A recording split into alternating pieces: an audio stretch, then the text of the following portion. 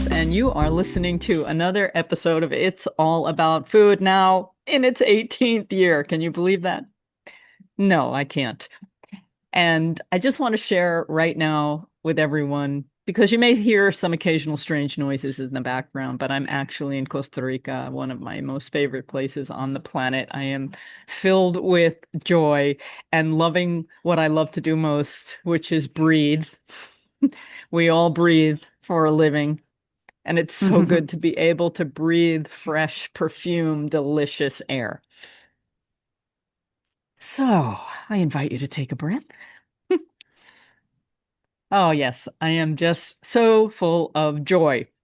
And when we speak about joy, I want to bring on Melanie Joy, Dr. Melanie Joy, a Harvard educated psychologist, international trainer, and author of 8 books, including the award-winning Why We Love Dogs, Eat Pigs, and Wear Cows, Beyond Beliefs, a guide to improving relationships and communication for vegans, vegetarians, and meat eaters, and How to End Injustice Everywhere. She is the 8th recipient of the Institute of Jainology's Ahimsa Award, which was previously given to Nelson Mandela and the Dalai Lama. I get chills just reading that, Melanie. Her work has been featured by media outlets around the world, and she is also the founding president of the nonprofit organization Beyond Carnism. And you can learn more about her work at carnism.org. Melanie has also recently published her debut novel, A Half-Hearted Death Wish. The book reflects the same values of compassion and awareness that underpin her other work, and it weaves it in powerful themes of justice, connection, and empathy. And it is a tremendous honor to be able to share this moment with you, Melanie. Thank you so much for joining me. Oh, wow. Thank you. Well, it's an honor for me too. And I was just listening to you and I was thinking 18 years. That is something to be very proud of. I think I remember when we were talking way back when it was Yeah, well you were over one a of my decade first. ago and you were Yeah. just starting out and like it's really hard to maintain a podcast, let alone in these times, let alone over almost 2 decades. So a huge Yeah. congratulations and much appreciation for this Thank great work you. you're doing. I love talking about food. The good and the bad, the beautiful and the ugly. And there are just so many stories wrapped around food. But your last book, was that your last book, How to End Injustice Everywhere, before your new novel? Or was there something Um, in between that one? You're prolific, I know. But No, sorry. No, I just have a bad memory these days. No, I think How to End Injustice was, yeah, yeah, right before, or the last one before the novel. so that's such a profound title and kind of brave to even say, okay, how to injustice everywhere. I didn't prepare you for my questions because the questions just come to me in the moment.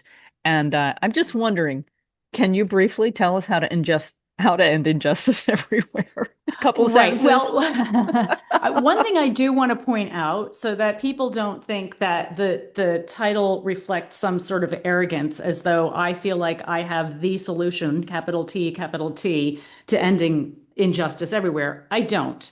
How to End Injustice Everywhere is one part of the solution that I believe is important to integrate in all of the other solutions. Like there are incredible people all around the world who have been working over the course of centuries, millennia actually, to create Yeah. a better world. And this book is not the answer, but it is a complement to this incredible work that other people have been doing. And I wrote the book because, when I had written my book, Why We Love Dogs, Eat Pigs, and Wear Cows, which we talked about before, and I think we'll be getting into today a little Mm, bit, I was curious about the psychology of eating animals. My question is, what is it that enables people who have, who care about animals and would never want to cause them to suffer to nevertheless participate in, massive, massive suffering of animals without yeah. realizing what they're doing?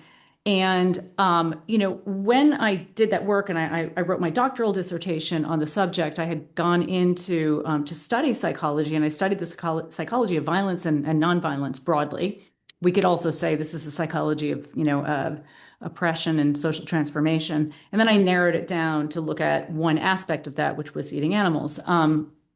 What I had come away with from that research was more than just an understanding of this psychology and the system that it is a part of, rather like a blueprint, a psychological and social blueprint for unjust actions and unjust behaviors, essentially. We could just say harmful behaviors and practices much more broadly, and the systems that create them.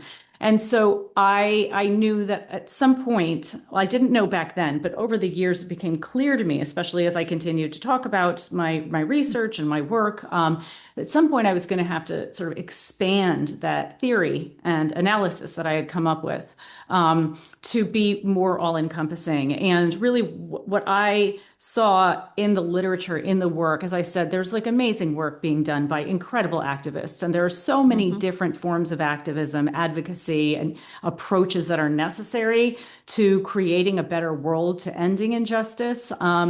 What I saw that was largely missing from the approaches was an exploration of the psychological roots of the problem, right? Like so often, and again, like not to, I want to really acknowledge that there's incredible work being done, and all of this work is necessary. The philosophy, moral philosophy, and various strategies for change and theories of change. One element that I felt was important to include in the conversation was the psychological roots of injustice, right? So it's not enough to simply look at who is oppressing or abusing whom. We need to really understand how and why we oppress and abuse in the first place, or we'll simply trade one form of injustice for the other, right? So when we can see this, history shows us that again and again, we may win rights for women, for example, and yet only to sort of replace these wins with other forms of abuse or exploitation. There are plenty of people who are, like myself, feminists, who are working to help end patriarchy. And this is an incredibly important cause to be working toward, the end of or the transformation, we could say, of patriarchy, and yet not include animals in their analysis, right? So we talk about gender, we talk about race, we talk about class. There are so many different ways, different forms of injustice that we address. Unless we understand the psychological roots of injustice, it is unlikely that we're going to target the problem at its core and at its cause. And so that's why I wanted to write How to End Injustice Everywhere. And what I talk about in the book is that when we look at these various sort of, we call oppressive systems, right, or unjust systems, and unjust behaviors that reflect and are shaped by those systems, we can see that they share a common denominator, right? When we think about some of the most pressing problems in our world, war, poverty, racism, patriarchy, animal exploitation, climate change, and problems in our personal lives, toxic work cultures, abusive relationships, we can see that they share a common denominator that is typically not talked about. And this common denominator is relational dysfunction or dysfunctional ways of relating between social groups, between individuals, between humans and non-human animals, between humans and the planet, and so on and so forth. And so this book is looking at, I call these systems, these oppressive systems, they're really non-relational systems.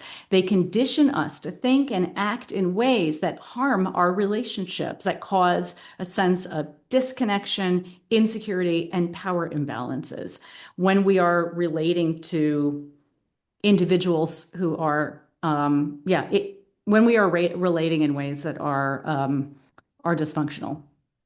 Okay, I'm going to let you breathe now. That was Sorry, I didn't know we were going no, to talk about how to no, end injustice, and it's no, like but it's it's such a mouthful. it is absolutely, and I just want to breathe because you've really just explained it all. And we can't make things better unless we understand what it is that what the problems are and how we got Right. here. And I know that it took 10, 12,000 years to get to where we are today, and it's like peeling an onion. There's just so much ingrained in all of our DNA and in our history and in our cultures all over the world that to move it just even a little takes so much. Yeah. And to your point, I think also people, probably, whoever is listening to this, right? There are people who are concerned about what's going on in the world and they're conscientious, they care about their impact on Hmm. others. They care about their impact on the world. And it can feel really overwhelming and feel like, oh my God, with all of this suffering going on, where do I start? What do I do? Hmm. How do I feel okay about how I operate, given the fact that like we've inherited a complete hot mess? Um, and when we recognize the relational problem, right? Relational dysfunction, and I can talk later if you want about that, because I know what I said is probably for many people sounds a bit like an abstraction, and I'm, very happy to unpack this and talk about Yeah, what I would this love looks like that. practically. And um, when we can come to that. But, when we look at, when we understand the fact that it's not the only driver of suffering and harm in our world, relational dysfunction. It's not the only driver of it. Obviously, there are many other drivers, but it is a key driver, right? And if we understood if we had the awareness and the tools to relate in a way that's healthy, and skillful, right? If we built what I call relational literacy, which is the understanding of and ability to practice healthy ways of relating, this is a multi-problem solver, right? Because when you think about it, like it only I've said this before and I'll say it again. Most of us have to learn complicated geometry that we'll probably never need to use. And yet we don't get a single formal lesson in how to be healthy relational beings, which includes how to communicate effectively. Communication is the primary way we relate. When we look at the problems facing our world today, these are not problems caused by people who don't know how to do geometry. These are problems, that in many ways reflect a mentality and a lack of awareness and a lack of the ability to relate in ways that are skillful. If our collective level of relational literacy weren't so low, we wouldn't elect relationally dysfunctional leaders and we wouldn't support relationally toxic policies. We would recognize these problems for what they are. And so the good news is that when we build our relational skills in our everyday life, not only do our own interpersonal relationships improve, and they can improve tremendously, our relationship with ourself improves. And our primary relationship is with Mm. ourselves. We're always, most people are surprised to learn this, but we're always relating to ourselves through, for example, our self-talk or the choices that we make that affect our future self, our self of 5 minutes from now, of 5 years from now, for example, right? So when we build relational skills and build awareness of what healthy relationality looks like, we build, we increase our ability to be multi-problem solvers. This ends up translating into us relating in a healthier way in all areas of our life. Mm. We're much more likely to recognize toxicity when we see it online and beyond and politically. We're much more likely to, just be able to create and maintain groups that are working for justice that don't cannibalize themselves because of infighting, because the same dysfunctional problems that we see in our groups that are working to end dysfunction in the world, right, reflect what I'm talking about. So that's sort of the nice thing. It's like we don't have to choose. I mean, obviously, when you're talking about activism, there's only so much time you have and effort in a day. You kind of have to choose the cause that's closest to your heart, where you're going to have the most impact. That works for you. But when you build your relational skills, you're able to contribute to social change more broadly because we're always bringing ourselves into the world, and how we bring ourselves into the world determines the impact we have on the world, for better or worse. I want to say that I agree with everything you're saying, and I'm just hoping everybody who's listening, and maybe even beyond this podcast, everything you're saying is going out to the universe, and somehow we're taking it all in because it is so important. It was just funny because while you were talking about geometry, I when I got out of college, I was a chemical engineer. And I worked for DuPont, my first job out of college. And I realized right away it wasn't the technology that was holding us back. It was the relationships, the communication. That was the big obstacle. That was it. And it's not just, in the work environment, it's in everything. Yeah, that's actually a great example. And, when we think about it, if people pause to really think about it and think about where like the key sources of suffering are in our personal lives, in our own lives, I mean, obviously we've got health issues that we have to deal with sometimes and, financial issues. These things will arise. And for most people, sort of the key pain points that we come back to over and over and over again are painful interactions, like problematic interactions that we have, relationships that we have with others, and also, our ability to build resilience so that we can better navigate the problems that we will inevitably encounter, be they health problems or financial problems or whatever, is substantially increased when we build our relational skills. There's a tremendous amount of research out now that shows that people who have fulfilling connected relationships, even if it's just one or two, just fare Hmm. better in pretty much every aspect of life. They're at reduced risk for all sorts of physical diseases and problems, mental health issues.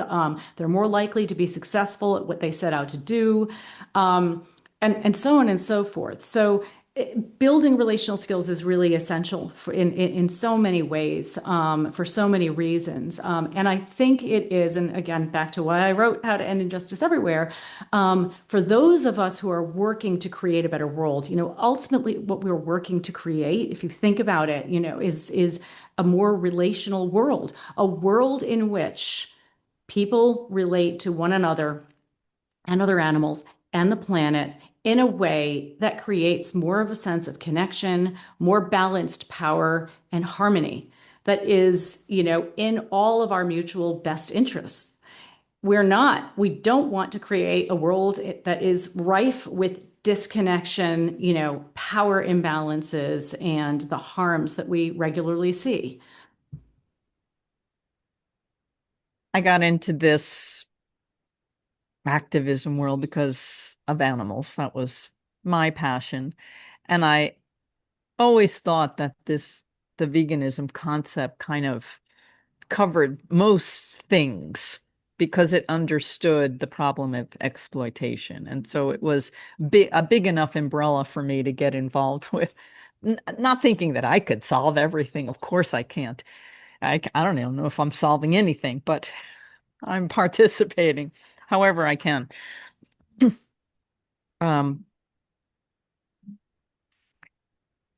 and I'm thinking about the world today where we have the ability to communicate more than ever with technology, and we can talk to people all over the world. You're in Berlin right now, right?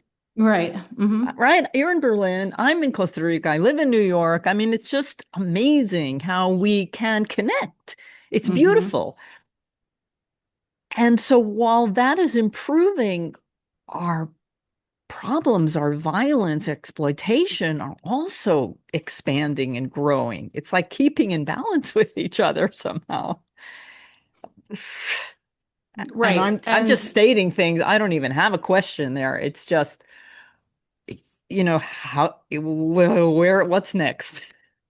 right. And I think, your point is very well taken, right? Where we are communicating more than ever. And Women are if talking more about their abuse. Men are talking more about their abuse. And we acknowledge more of the racism, sexism, homophobism. And then there's all this pushback against all of it. Right, right. So in some ways, we can see there's definitely progress. Like mental health awareness has grown tremendously. You can talk about psychology to like issues like we're talking about now. Awareness of communication and the importance of healthy communication or skillful communication has also risen quite substantially. And a lot, the most communication today happens online, and online Hmm. communication is a setup for dysfunction, for toxic communication. There's no question about it. I mean, Yep. algorithms, have ensured that communicating online is more likely to happen. When we communicate online, we're more likely to get triggered and dysregulated. We're more likely to experience moral outrage. We're more likely to feel polarized and, to other people. We're more likely to feel fear. So both of these things are happening at the same time. And I'm wondering if maybe we should talk sort of more specifically about what healthy or skillful communication looks like. And Mm, maybe we could use, if you wanted to, uh, the experience of vegan and non-vegan communication as sort of like just as an example of how some problems can unfold and how they can be managed. definitely beautiful. I've said this before. You probably know the joke.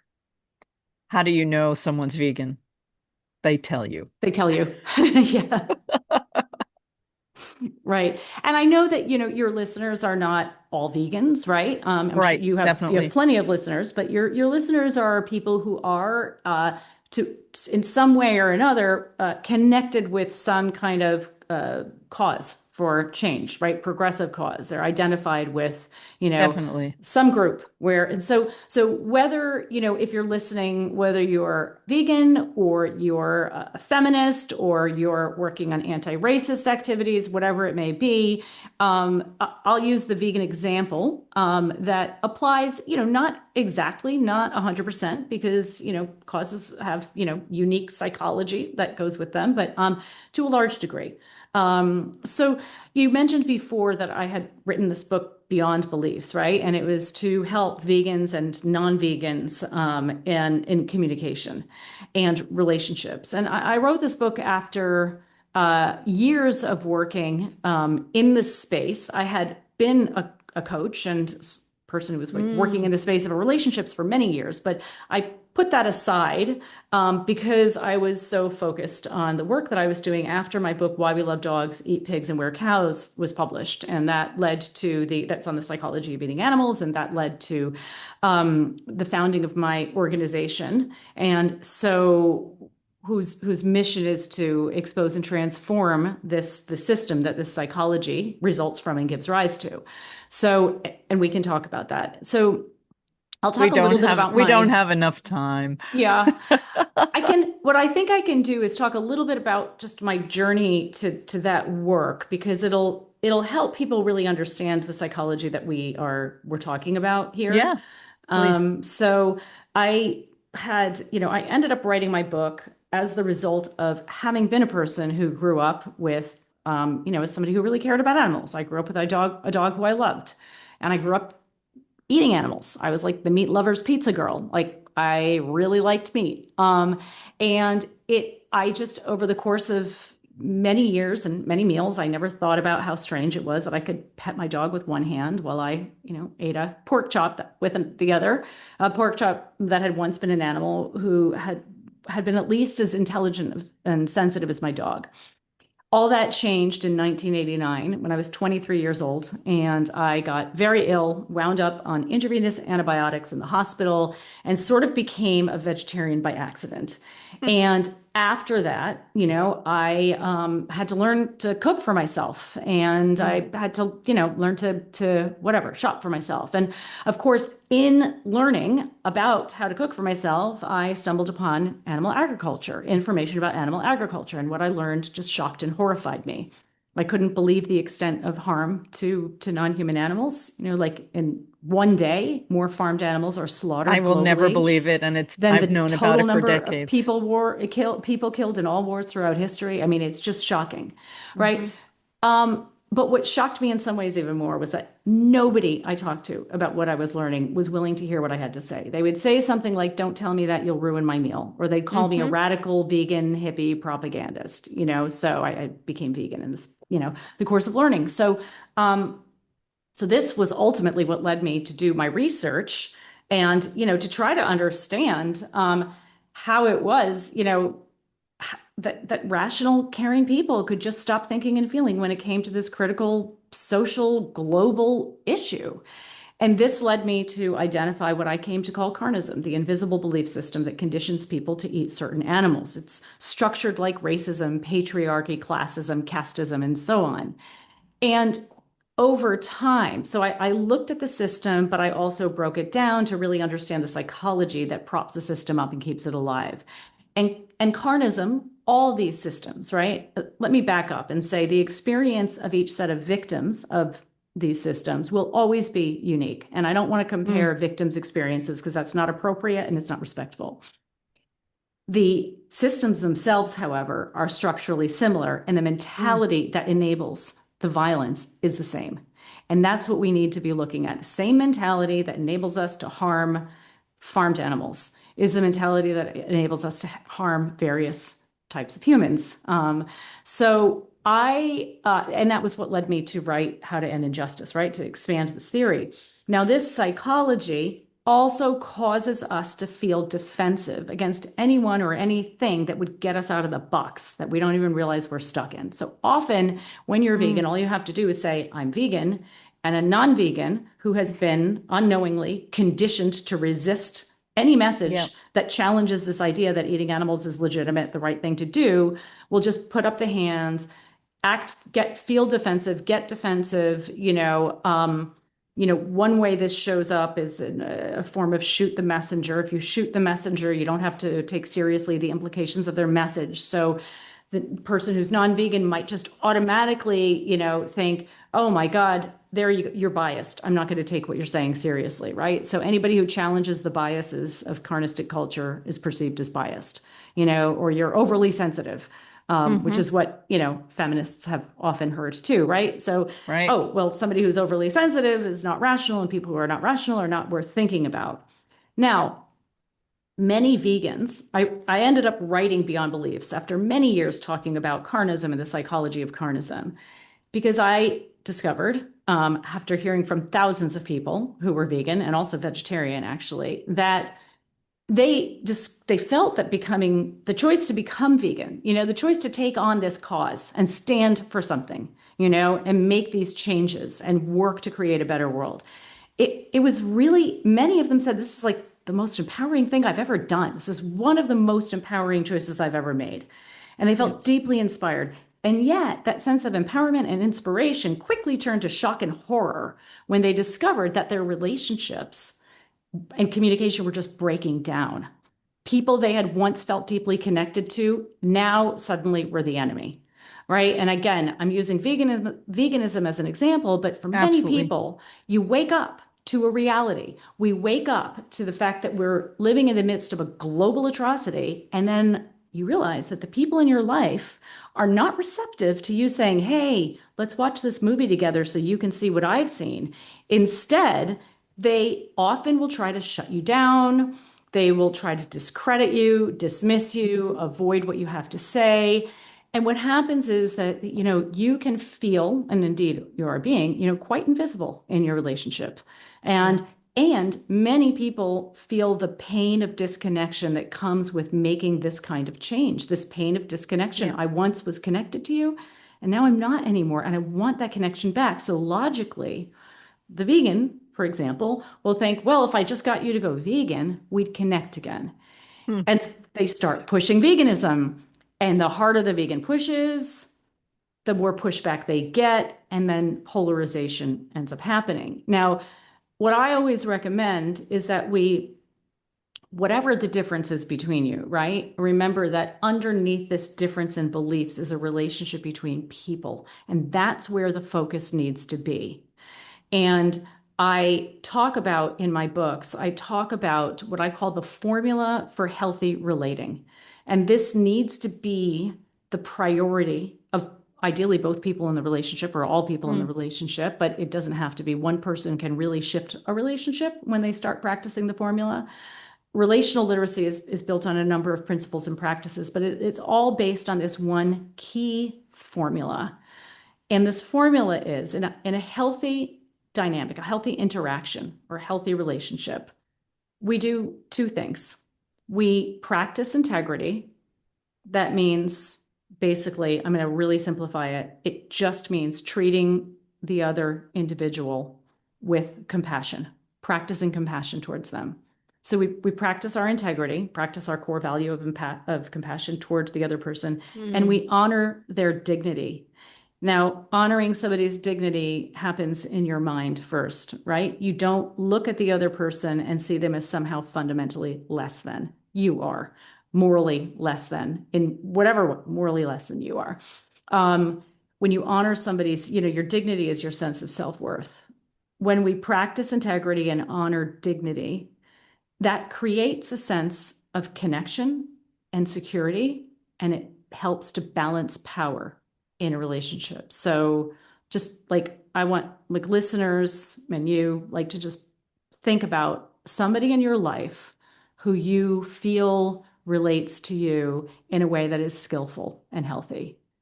And really think about it. Do they practice their integrity toward you? Do they treat you with the compassion that is one of their values, right? Caring and compassion. Do you feel like when they're thinking about you and looking at you, they see you as no less worthy than they are, or anybody else, of being treated with compassion, of being treated, we could say, with respect? And do you feel connected and secure with them? That's what a healthy interaction looks like. We're in a world now where the people with power are working so hard to separate us. Polarization is so prevalent and so scary. And I know many of us, in the United States, we have this horrific president right now, and there are people that we know and love that voted for him, and it is really difficult Yeah. to want to respect and treat with compassion these people that have voted someone who is destroying all of the institutions of value. None of them were perfect, but they were doing good things. And really, it's a hard challenge. And then, of course, it applies to vegans and non-vegans. You think, how do they not get it? And how can I love them? It's so So hard. And it's I so know hard. exactly what you mean. It is, and so it does go, I mean, depending on the relationship, every relationship's unique, but often it goes both ways, right? So the non-vegan in this case is, conditioned to be defensive, feel defensive against the vegan, and can treat them disrespectfully and minimize their, I can't tell you how many vegans I know who, including myself in the past, who would sit at the dinner table and get teased, for core beliefs and mocked and, Yep. Yep. marginalized in various ways. Um, and at the same time, there are many vegans struggle. They lose the feeling of connection in their relationships because number one, they feel unwitnessed. Number two, they might be being teased or mocked or treated disrespectfully. And or number three, they struggle to respect the people in their lives who are contributing to the problem that they feel so deeply about. It is very, very hard. How do you respect somebody who's engaging in behaviors that run counter to your deepest values? How do you feel connected with somebody like that? So what you say makes absolute sense. And there's no easy answer to it. I will make a few suggestions, and then I Mm. also wouldn't mind, sharing a little bit about what, well, maybe practicing relational literacy could look like on a more practical level. So from the perspective of a person, now some people, right, when they make a change, they get involved in some social cause and they discover that the people in their lives are not supportive, right? Um, Sometimes the people in their lives are not supportive because the way that they're communicating about the issue, or at least in part because I don't want to blame, anybody for this, but it could be that the way that we're communicating about the issue to raise awareness is actually bringing about the opposite outcomes of what we want. So many of us who become advocates have inherited a belief about advocacy that is false. We've inherited this Mm. belief that, if I just make you feel badly enough about what you're doing, if I just show you how much of a hypocrite you are, Yeah. and you feel ashamed and guilty enough, you're going to change the way that you're acting. And, what the research shows is something quite different. what the research shows is that the more a person feels shamed, the less likely they are to be open to our message, the more defensive they become. And in fact, research shows, and you just think about your own life, and I mean, I'm not saying anything that listeners aren't already aware of on some level, because we've experienced it ourselves, right? When you're interacting with somebody, you're communicating with somebody, and you sense that they're going to say something that's shaming to you. You sense that they are looking at communicating to you and looking down on you morally in some way. You're very unlikely to have an open heart and an open mind to hear what they have to say. People who feel even the threat of shame are people who become somewhat dysregulated, right? To a greater or lesser degree. And when we're dysregulated, basically, it means our nervous system is out of balance. We are like physiologically, we become less rational. We have less access to our rational faculties, and we become less connected with our empathy. People who feel ashamed, like they're shamed, are people who withdraw or attack, typically in self-defense. They're not people Mm, who look at you and think you're a safe person. You are an emotionally safe enough person for me to pause and actually look at the fact that I've been contributing to something that's completely antithetical than the kind of person I want to be on this planet. So sometimes the problem comes from, at least in part, that end. Sometimes the problem is not. I mean, sometimes you can communicate beautifully, really skillfully, and nevertheless, the other person in your life is still not willing to shift the way that they interact with you, the way that they think about an issue. And, then you have important information about that relationship. And maybe that's a relationship where, you need to reduce the degree of closeness, where you maybe are not feeling you're not going to, you change your expectations around how close you can be. I mean, I have people, most of the people in my family are very, very progressive. And I also have some people in my family who I love who voted for Trump, and I still love them. They're still family. We're not going to be having deep, meaningful conversations right. about the the world and politics. In fact, we don't talk about politics. So that's just something to keep in mind. And another thing is that one way, I mean, there are a couple of things we can do to actually help us to feel respect for a person who's not acting in ways that we respect. One is to understand that, you know, psychologically, like each and every one of us is really nothing more and nothing less than the hard wiring and biology that we were born with and every momentary experience we've had throughout our lives. Like we can't be, right? So if we expect people to be different from who and how they are, it's like expecting a tree that's been rained upon not to be wet. It just doesn't make any rational sense. So again, I look at the people in my family who voted for Trump, and I think, yeah, if I were born into that person's body and I had that person's upbringing, I would have voted for Trump. I wouldn't be here talking about how to, create a more progressive, compassionate world. I would be doing the same thing. I understand. I write about something that I call compassion privilege. This is the privilege that we have when we are able to stay connected with our compassion. And many of us do not recognize what a privilege it is. Just think about like one bad experience, like you're on with telecom for 45 minutes about your, cell phone not working and you get cut off, your smartphone not working, you get cut off. Chances are you feel you're a lot less compassionate than you were before that phone call, right? But so many of us look at people who do not have access to their compassion, as much access to their compassion as we do, and judge them for it. And I mean, that's not terribly different than looking at somebody who doesn't have as much food as we do and judging them for being hungry. So it's really important. It doesn't mean that we don't hold people accountable and work to change the world.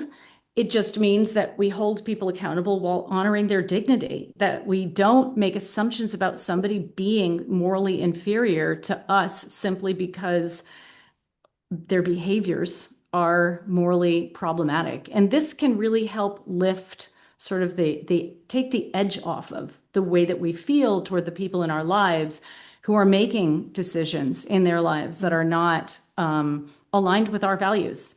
It doesn't mean you stay in a relationship with people who are totally values not aligned. It simply means that you can make decisions about what to do with that relationship from a place that's not triggered and dysregulated, when from a place where you haven't put yourself in a position of moral superiority. If you're in a situation where you have a person in your life and you want to remain close with them, but they're not willing to change their behavior, let's say they're not willing to become vegan, I recommend asking them to just be an ally to you.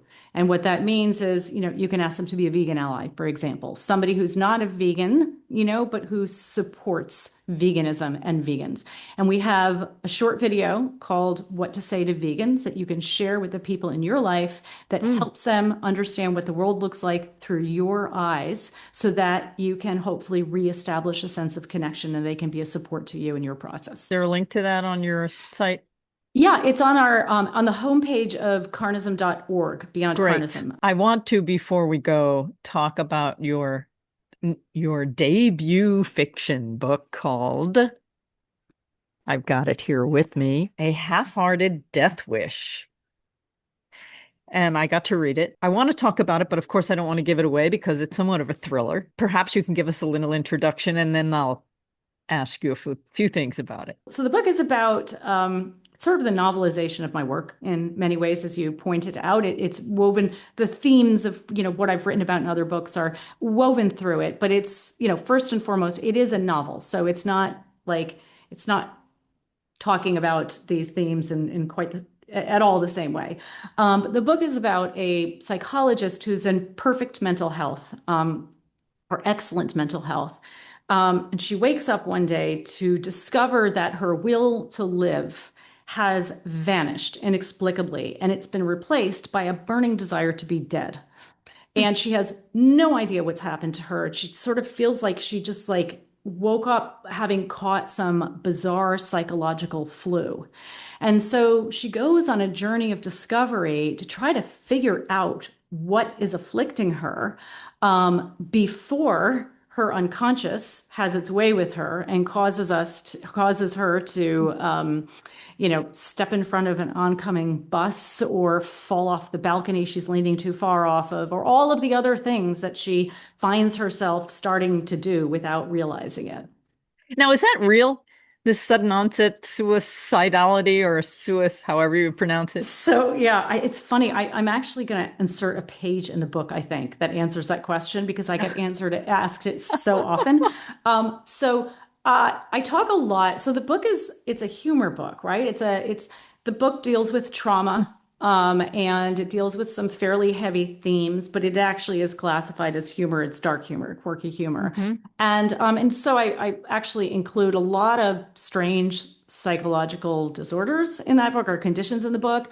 And they're all real, except for the main one, which I made up, which is sudden onset suicidality, SOS. Well, you made it up and I hope it doesn't become a thing.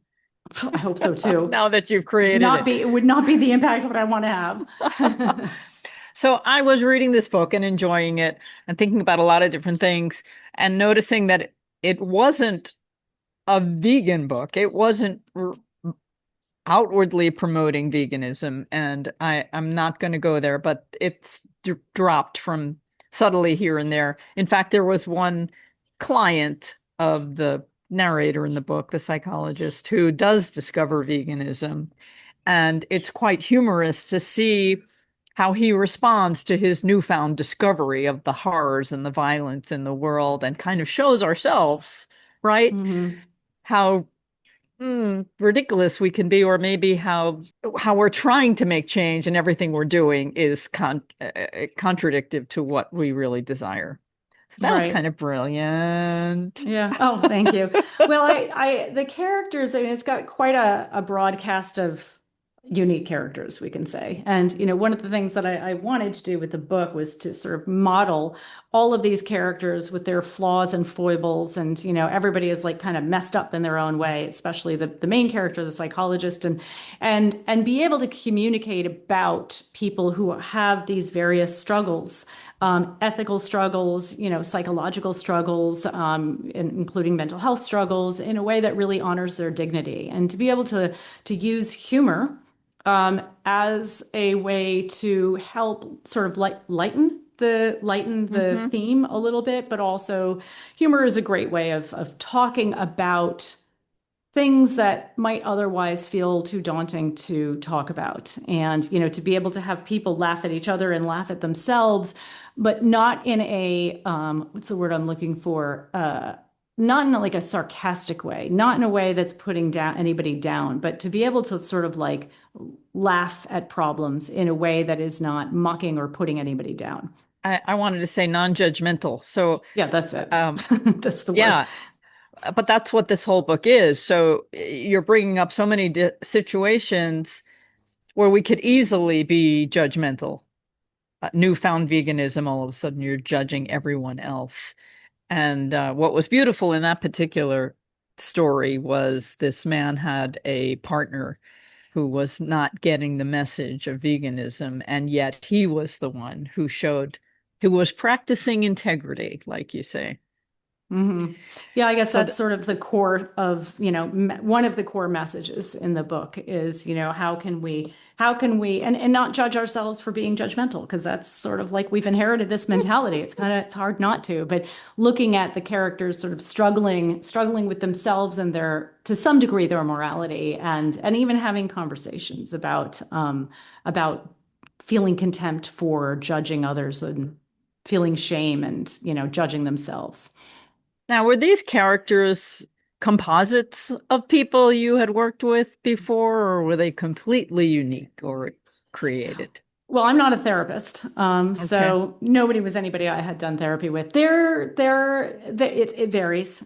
Some of them are based on very, very much based on real life people Mm. in my life that I know. So the brother of the psychologist is actually very similar to my brother, and he's this the yeah, even his name, my brother's name is Neil, but his he was Okay. supposed to be originally named Nick, and then one of our uncles and aunts took Nick before Neil was born or something, and Oh. so Neil became Neil. So it's like, okay, call him Nick. So some of them are very realistic, and others Mm. are composites of people I know. Some of them are just completely fabricated because it's kind of a yeah. Some of them are quite wild. Well, what I love about it is it's a great story and it's something everyone can read, and I think not be defensive about it with some of the issues that you bring up. And then maybe, who Yeah. knows? Well, the Maybe, hope who is knows, the right. I message mean, they the get. hope is like, you have to walk a fine line when you're writing fiction, right? Like ideally it can't be a work of advocacy. The reader will know. Like the reader will know if you're basically trying to sell them a message, and it's not really appropriate to do that Mm. in the way that you could with a nonfiction book. I think a great book, apart from how it's written, but it really a good book or a great book is one that leaves, in my opinion, it's one that leaves the reader a little better off than they were before they picked it up. Whatever that means to them. Maybe they've laughed a little bit when they needed to laugh, or maybe they've learned something that they can apply to their own life and they feel a little bit of lightening in there, or they've developed some sort of an insight that they're going to carry forward with them. I have no idea. But my hope is that, people pick up this book and it in some way helps them to be left a little bit better off than they were before they read it. Mm. Your lead character has a relationship with a pig in her younger days. Was any of that, did you make that up or did you have any connection at any time with a pig? Well, I mean, this is another question I get asked a lot. They say, Melanie, how much of this is autobiographical? Right. I mean, a Um, lot of fiction is comes from your own, it and it does. should, Yeah, you know? it does. And some of it I didn't even realize was autobiographical until I finished the book. And I had people pointing out, they're like, hey, and I was like, Oh, you're right. Oh. It was kind of funny to see that process. So it is, I didn't have a pig, but I had a dog. And Hmm. so some of it is not autobiographical and it's just completely made up and some of it is based on, my story, bits and pieces here and there. And yeah, so but people ask me, they'll say, one person read it and was like, "Are you okay?" Because it's about SOS. And I thought about it. I was like, "Oh my God." I said, "Yes, I'm fine. I promise you, I am not. I have not been. I am not suicidal now, Hmm. or ever. And so do not worry about that." But it did get me thinking, like, oh, maybe I should put like a little author's note in the beginning with some of these, addressing some of these questions that come up. But it was really fun. It was really enjoyable writing it. When talking about suicide, and then I want to talk about maybe natalism and antinatalism, which is briefly touched on in the book. I have different feelings about suicide now than I did before. I love my life. I have never had any ideas of wanting to kill myself. But this is a hard planet to live on. It's really hard. And do we really need to condemn people for making a choice? Like, I've had enough. Is that wrong? Or, I mean, yeah, or is it right. layered? And, maybe there's some issues there that can be cured, but, maybe it's just like, this is too hard. I'm done.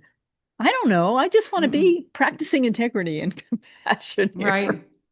Right. I think most people's instinct to support those individuals who are suicidal is, makes a lot of sense. And you want to support people who are suffering and people who are suicidal are typically people who are suffering tremendously, right? The problem is that there's this judgment around it. And that's not to say go do it. I mean, and there's no way I'm saying in this book, go kill yourself if you feel like killing yourself. I mean, it's actually the opposite in many ways. But I do explore, to some degree, the judgmentality in society of people who get to the point where they actually do kill themselves or feel like they're going to kill themselves. And it's one more expression of, it's one more example of people feeling somehow making themselves the experts on somebody else's life. There, but for the grace of God, go I. Who knows? Like if you were in that person's body and mind and you had that person's life, you would be exactly where they are right now. Does it Hmm. mean that we want to encourage people to kill themselves? Obviously not. Does it mean that we want to not work on suicide prevention? Obviously not. But if whatever the issue is in life, whenever we can take out the judgment from it, like this sort of putting ourselves in a position of moral superiority where we have this contraction in us, this sort of egoic, this contempt that we can feel for others. If we can soften that a little, step away from that a little bit, we can make much better decisions for ourselves and for others and, not water the seeds in this world of, toxic relationality. And what about antinatalism? Um, so antinatalism was, again, the book is not necessarily positioned as antenatal. I just had a character in there who was promoting antinatalism Yeah. and But then a why bring it character who up? was disagreeing with it. Yeah. One of the themes that I explored in the book was, what does it mean to want to live? Like, what does it mean to want to live and what does it mean to want to die? We just take for granted that we have this survival instinct and we all want to live and life is better than death, right? We tend to take that for granted because we've Hmm. inherited this assumption that life, it's better to be alive than it is to be dead. And, people who would, call themselves quote unquote antinatalist or whatever, they question this. They say, well, is it really better? Is it better to create life when for example, when we look at slaughterhouses, is it better to Hmm. create a life that's a life of pure suffering than to never create that life at all? Exactly. Is it better to keep somebody alive when they're suffering horribly and there's no way they will ever get better, than to allow them to die? Like, is existence better than non-existence? And we don't have the answers to these questions. My point in the book was that we have very, very strong assumptions around an issue that we have very, very limited information. I'm so glad you brought it up. I'm just thinking when I was 15 and I became a vegetarian, my mother was very concerned and she brought us to the family doctor who was a moron. And he was always tan No. and slim. Um, but he told me that the good thing about eating meat is that more cows will be born and given life. Right, right. And, even at that young age, I was like, that makes no sense to make these cows live a miserable life. I just can't participate in that. And then I also made choices to not have children myself Hmm. because I didn't want to bring anybody into this world of suffering and violence. And, I know I could have created somebody marvelous or somebody horrible. Who knows? It's a Hmm. gamble, right? I just didn't want to participate in that. But should we be judged for that? I don't think so. Right. And there is a lot of judgment because pronatalism is, pro-existence is the dominant belief system, right? It's just Hmm. assumed it's better to be this way. It's better to create, like, it's better to have children than not to have children. When I decided not to have children, when I was younger, it was just, I was constantly having to explain myself to people. Like the question Exactly. was always like, well, why aren't you having kids? Why? I'm like, I don't want to have kids. I'm like working full time as an advocate, and like I couldn't do that. If I wanted to be a responsible parent, I'd have to be kind of a full time parent, and that means that I could do a lot less in the world to help people who are already alive. And I just didn't have a burning desire, it was just Hmm. wasn't, I didn't have any desire to be honest. Like it wasn't something that I wanted. But instead of that wish being just regarded as like, the same thing as like somebody wants to be a teacher rather than an astronaut, instead of allowing that to simply be who I am and how I choose to move through the world, it was questioned and judged and sometimes attacked. And I mean, it was, not so upsetting for me, but Sure. it was clearly, there was clearly and is clearly such a pro existence bias. And I'm not arguing for or against anything. I don't think it's my place to. I don't have the information. I'm just saying that we have strong assumptions and feelings and judgments around an issue that most of us have extremely limited information around. Yeah. On that subject, it sounds like my experience was very, very similar and Hmm. continues to be so. And I'm also thinking about those people who would like to have children but can't, and the Hmm. trauma that they experience because they can't do what is expected of them. Hmm. And everyone around them is not practicing integrity. I know a number of Right. people that way, where their family expected them to raise, strapping boys and lovely daughters, and they weren't able to. Right. And you're born into this world where you feel like, you're not legitimate somehow. You're not complete. You're not fulfilled unless you procreate. Yeah. And it's, if you want to procreate and then you can't, you have this like added layer onto that of like all of these societal and familial expectations that can just be, really, really crushing, even traumatizing, as you pointed out. And I just want to underline the very important point that you came up with, how communication and relationships is really the foundation of all of this and how we really need to work in this direction. And I think the only way we can do it is to read the books by Melanie Joy. Well, thank you. And for people who don't want to sit down and read entire books, there are a lot of other ways of engaging with the material, right? So we have a website, infighting.org, that has a Mm. lot of information on it about how to build skillful ways of communicating and relating. Our website, carnism.org has short videos about carnism and eating animals, videos that if you're vegan, you can share with others in your life. If you're not vegan, you can learn from them yourself. And also veganadvocacy.org for building tools, helping vegan advocates to communicate more effectively and advocate more effectively. So there's lots of different sort of avenues or materials that people can engage with. They don't feel like reading books. And if people do read Half-Hearted Death Wish and like it, please, if you don't mind, posting a review on Amazon because that really has helped. We're really trying to break through the clutter and get this book Right, absolutely. seen. So thank you. Melanie Joy, thank you so much for joining me on It's All About Food today. It's been an absolute pleasure. I am so glad you are on this planet. We need you and more people like you so much. Thank you. Yeah, well, thank you. Back at you, 18 years and still going strong, Woo! amplifying Right. bringing these really important conversations out to the world. It is vitally, vitally, vitally Okay. important. Yes. Thank you. It's Thank been a you, pleasure. everyone, for joining me. Have a delicious week. Bye bye.